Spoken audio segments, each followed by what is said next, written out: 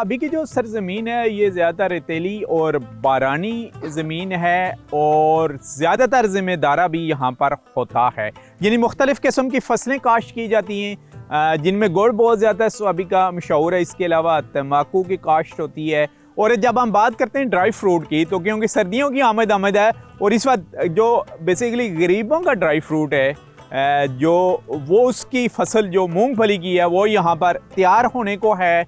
और अभी यहाँ अच्छी खासी लेबर लगी हुई थी जो खेतों में से मूंगफली को यानी काश्त कर रहे हैं।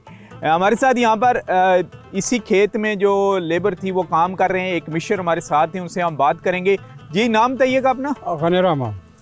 अच्छा, ज़रा हमें बताइएगा कि किस तरीके से काश्त की जाती है मूंगफली का? बीज कैसे लगाया जाता है, पानी कैसे कैसे इसको दिया जाता है और कितने टाइम के बाद ये तैयार होती है? साहब यहाँ पानी नहीं दिया जाता, ये तो बारिश जमीन है। अच्छा, ठीक हो गया जी। और बीज जो है वो तो ऐसा बस फैला दो। और तैयारी के मराइल के बाद कहाँ जाती है ये तो बस ये बाजारों में बिकती है। यानी पहले ठेके लिए कि जाते हैं खेतों के, या जो ओनर होते हैं वो फरोख्त करते हैं? नहीं साहब, जो ये निकालते हैं ना तो खेतों वाले वही नहीं। सबसे ज्यादा मूंगफली पैदा कहाँ होती है? मूंगफली तो यहाँ भी होती है, और ये हमारे इलाके में पूरे में होती है, और वो हाजरों में भी ज्यादा होती है। जी जी, वहाँ भी होती है।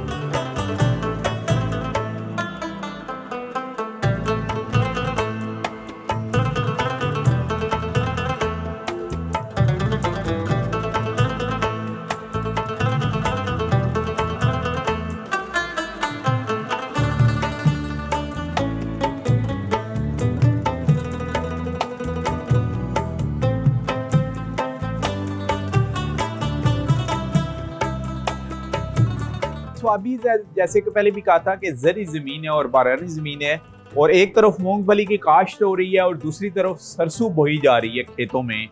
और उसके बाद जब सरसों तैयार होती है और यहाँ ही देसी तरीके से उससे सरसों का ऑयल भी निकाला जाता है, जिसका प्रोसेस हम आपको दिखा रहे हैं। इसके ओनर हमारे साथ हैं, उनसे हम बात करते हैं। जी नाम बताइएगा अपना? तौसीर अहमद। तौसीर साहब बताइएगा सबसे पहले कि सरसों का ऑयल निकालने के मुख्तलिफ मराइल कैसे हैं, कितने हैं, और किस सीड की शक्ल में आपके पास जब सरसों आती है, और उससे पहले इसका प्रोसेस कैसे होता है, काश्त करके कैसे यहाँ लाई जाती है, और उसके बाद इसका ऑयल कैसे तैयार होता है? जैसा कि अभी जो है ना इसकी बुआई शुरू हो गई ना, बीज बोया जाता है, मार्च तक तकरीबन ये कंप्लीट हो जाती है। बिल्कुल। और मार्च के बाद इसकी जब कटाई शुरू हो जाती है तो तकरीबन 10-15 दिन में इसकी वो कटाई कंप्लीट हो जाती है। ठीक हो गया। फिर उसके बाद जो है ना कुछ लोग जो है ना वो वैसे वो पुराने तरीके से जो है ना इसका दाना निकालते हैं, और अभी थ्रेशर भी इसके निकल आए। बीज आपके पास आ जाता है यानी इसका सीड सरसों का? जी सर। उसके बाद आप कैसे निकालते हैं इसमें से ऑयल?